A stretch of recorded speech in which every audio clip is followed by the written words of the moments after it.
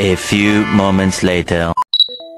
Yo, what's up mga mami? So, andito tayo ngayon sa loob ng CR kasi alam niyo naman, diba?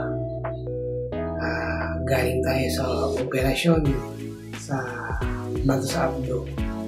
So, madalas talaga tayo, ako, or yung mga na-operahan din dyan ng tulad sa akin. Madalas talaga nagpupupo ka talaga ng napapapupo ka talaga ng alam nyo na. So nadadalas, para kang nadadiarrhea, ganyan hindi mo maintindihan. So sa klase kasi ng trabaho ko, napakahirap umanap ng CR. Charot. Alam nyo naman yung mga gasolinahan kahit merong CR sinasara. Kumbaga, pili lang yung mga gasoline station na pwede ka makapag-CR. So, ayan, sinare ko lang sa inyo, no? Sa videos ko na to na napakahirap talaga na-opera. Kasi may malaking pagbabago sa sarili mo sa katawan. So, na-experience ko talaga, hindi na talaga pwede kumain ng sobra. Kailangan yung kain mo talaga is sakto lang.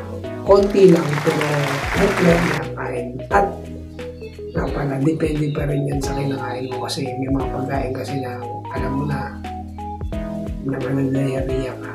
Yung mga timpla, mga sangkap, di ba? So, kailangan alam mo.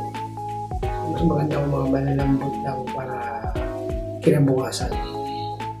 Makakahandol ka. So, yun. Na-experience ko sobrang hirap kasi diba talaga. So ayan, ngayon share ko na sa inyo, medyo masakit pa rin yung sulit ko, pero nakikita nyo naman yung mga nakaraang mga videos na bumabiyahin ako kasi kailangan na talaga. So ayan mga lodi, ingatan natin ang ating katawan sa pagkain. Alam naman natin yung mga bawal, alam naman natin yung mga pwede. So, pwede naman yung bawal na mga kinakain at inumin. Minsan lang, huwag natin dalasan o dalasan ng sobra. So, ayan. Sana itong share ko sa inyong short videos ko ay makatulong. So, ayan. Wow! Everyday ganito ako kasi once na pumasok na ako dito para sa CR, matagal ako alam nyo na, dumi. Kasi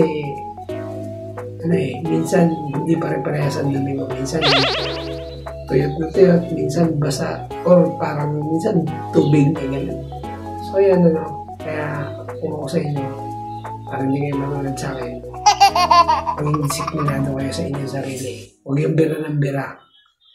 Hindi porket masarap yung nakahanda or masarap yung pinagdahan mo or kakainan mo, hala sige. So ayan hanggang dito na lang yung aking short videos.